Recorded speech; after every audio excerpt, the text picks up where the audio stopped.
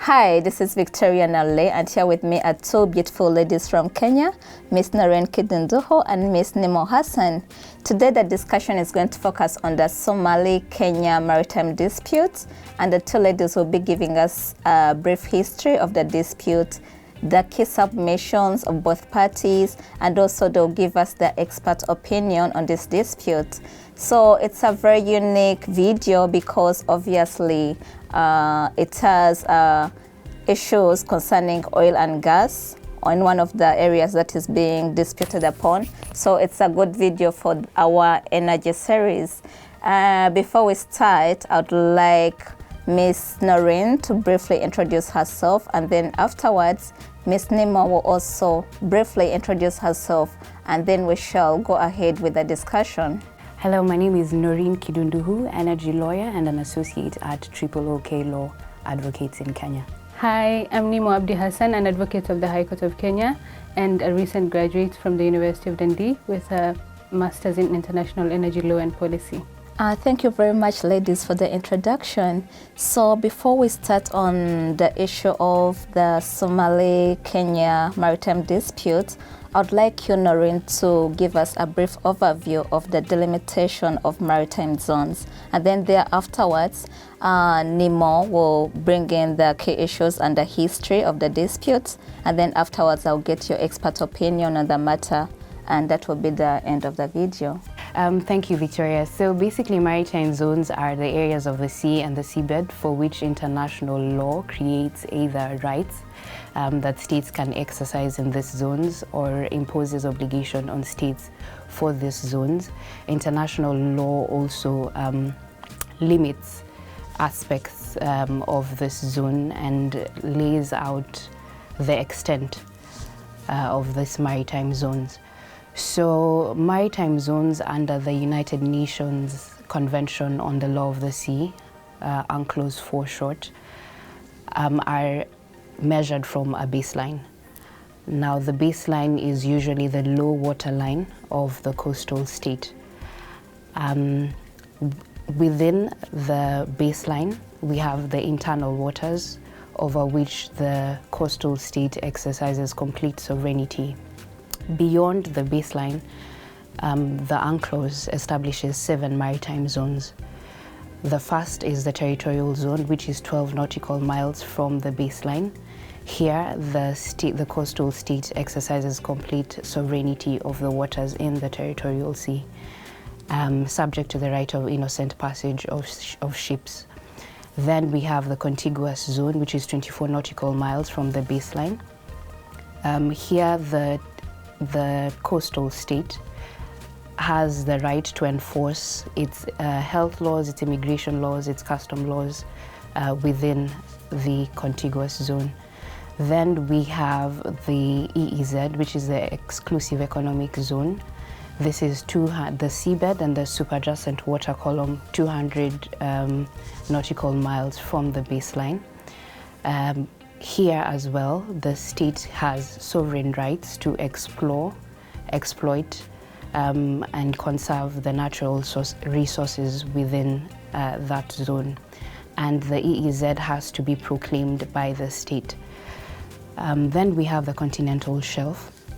This is the seabed and the subsoil, 200 nautical miles from the territorial sea. Now, sometimes because of the natural gradient, the continental shelf extends. And when this happens, states make submissions to have an extended continental shelf. So they will they'll make submissions to the Commission on the limits of the continental shelf.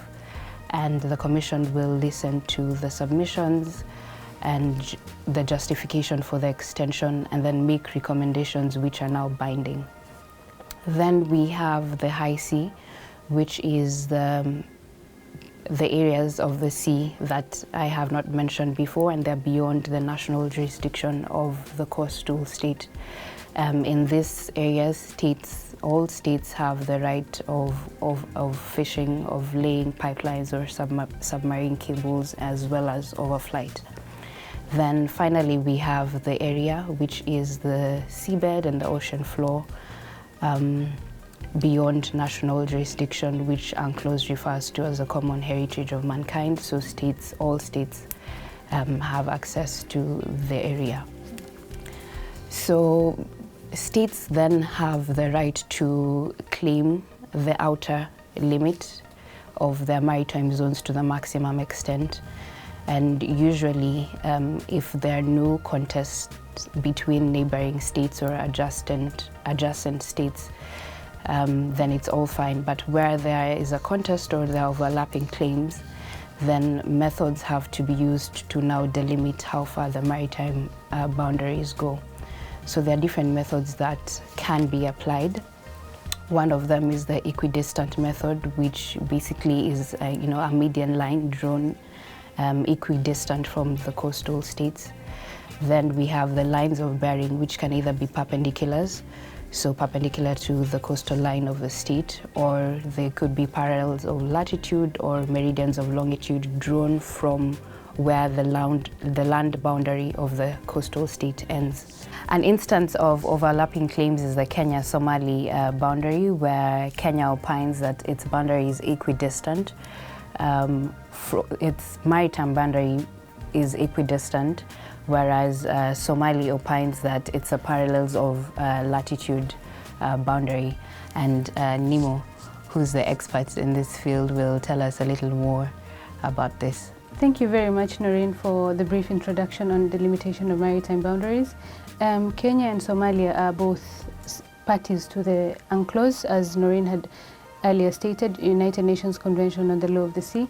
They had both signed the UNCLOS Convention in 1982, but ratified them respectively in different months, but in 1989, and made them subject to their national legislation. Now, the problem comes where, this is a very unique case where Somalia is a country that has been plagued by civil war for the past 20 years, for the past 2 decades, and Kenya, on the other case, is a very, very thriving nation that has established its legislation. It has its frameworks and everything in place, and one of the provisions of UNCLOS under Article 76 states that parties to the convention ought to submit their claims on the outer limits of the continental shelf beyond 200 nautical miles in a period of as soon as possible or within a 10-year period.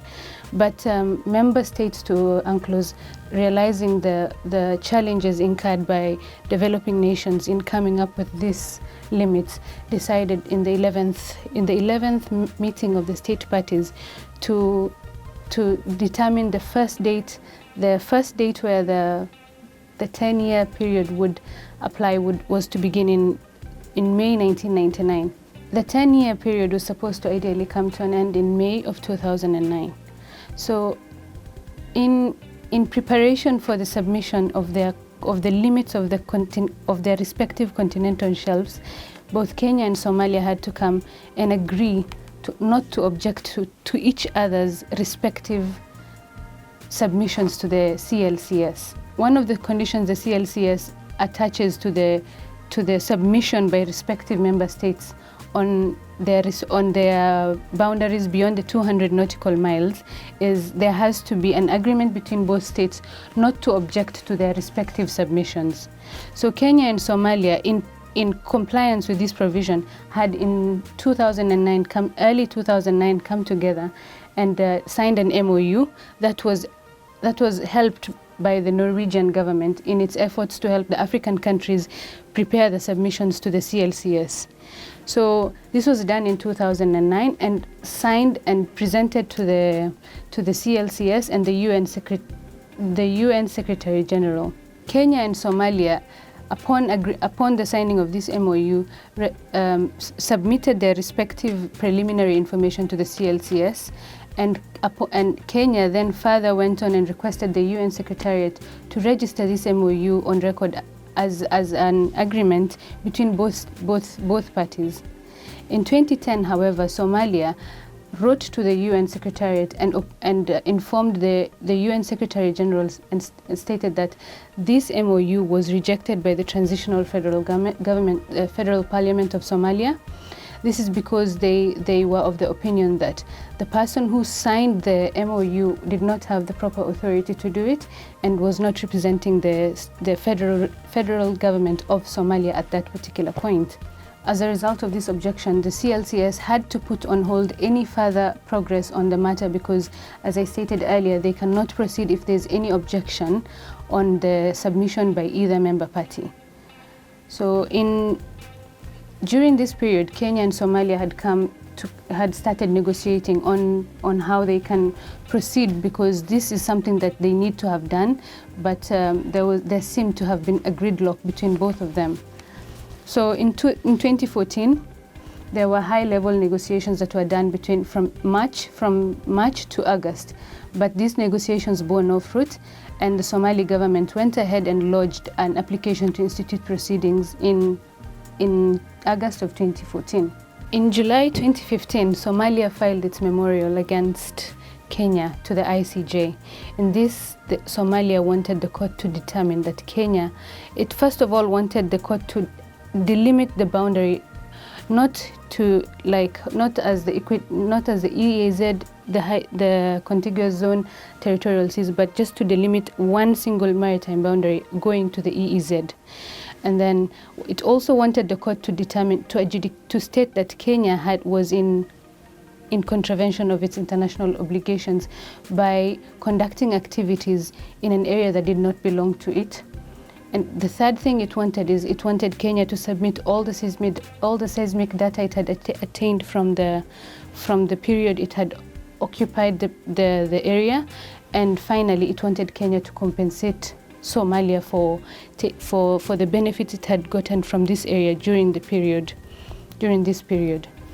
So Kenya, in response to this, filed a preliminary objection at the ICJ. First of all, it stated that the court had no jurisdiction to listen to the matter because Kenya and Somalia had signed an MOU that stated that this dispute would be settled in any other means other than coming to court. Secondly, it also stated that this case itself was inadmissible because, as I stated earlier, there was another means of settling this dispute. The court, after listening to both sides, determined that it had jurisdiction to listen to the matter, and as a result, the preliminary objections filed by Kenya was thrown away.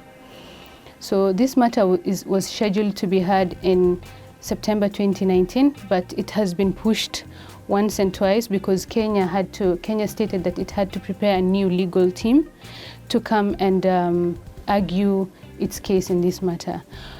As of the principle of delimitation, Somalia deems it fit to delimit this boundary using the equidistance principle, as was discussed by Noreen earlier, while Kenya, on the other hand, has leaned towards the use of the parallels of latitude. This is because it has signed agreements with the Federal Republic of Tanzania, and Tanzania has in turn signed an agreement with Mozambique delimiting their respective boundaries using these parallels of latitude.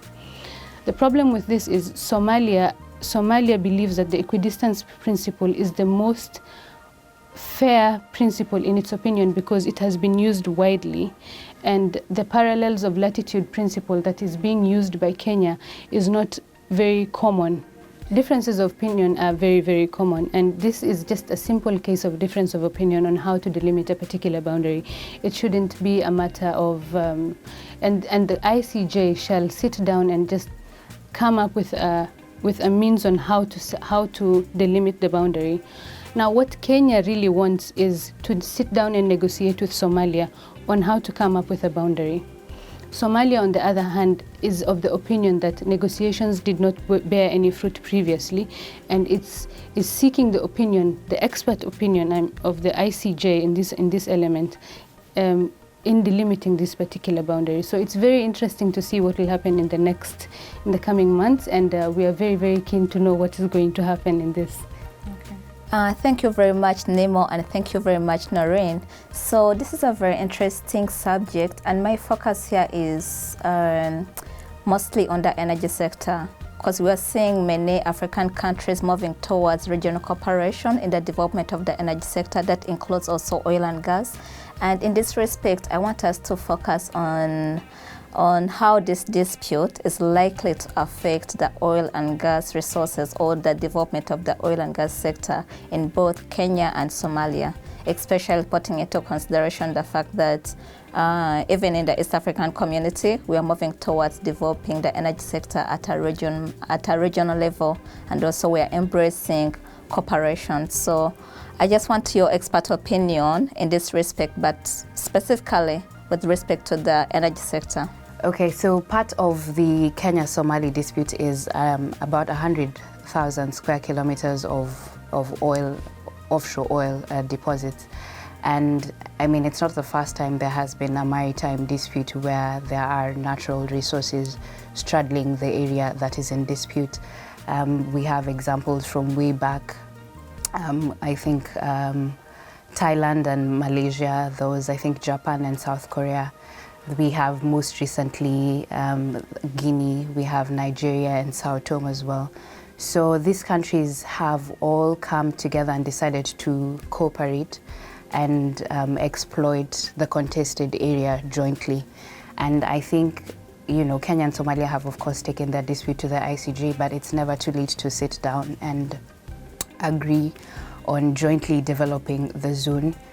We have precedent, we have seen how countries have come together and come up with joint development agreements where they have set out how they would go about sharing expenses to exploit and explore and exploit the contested region.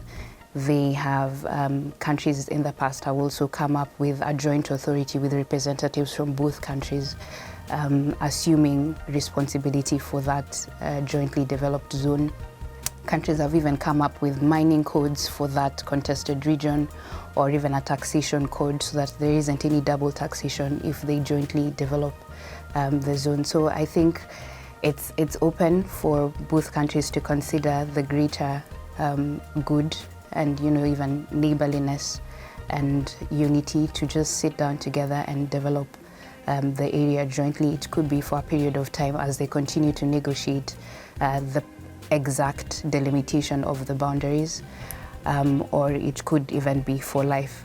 So yeah, that's what I think. I don't know if you have any other opinions, Nimo, about it. This is what you've just said is a very proper way to proceed with this dispute. This is because these are countries that are really in need of these resources and they really need to develop these resources. This is also because they're neighbors, and the going to the ICJ creates just hostility between neighbors. And we need to understand that Kenya and Somalia have had very, very excellent relations in the past few years. I mean, Kenya has hosted refugees while Somalia was going through a period of civil war that actually threatened its stability as a state. And Kenya had even also hosted the transitional federal government. So this is something we should all work towards international cooperation. And beginning of the international cooperation is these parties have to sit down and just agree to develop the resource. Kenya and Somalia are members of IGAD. They're also members of the UN, and they're also members of the AU. I believe there's so many other ways they can approach this dispute. There's so many other ways to settle this dispute in a very, very civil manner that will lead to the benefit of both states. Not only both states, but the entire region of Africa, because Somalia is it's an upcoming state at the moment, and Kenya can use its stability as a state and the stability of its authorities and everything that it has had for the past 50 years since its independence to just help its neighbor to develop its resources and also benefit from it. So this shouldn't be a matter of my resource, your resource. It should be a matter of let's sit down, let's have a conversation and let's benefit from these resources. If anything, let's come up with a boundary based on our agreements, because if the ICJ determines this matter, there's always going to be a winner and a loser. There'll never be an outcome that both will be satisfied with.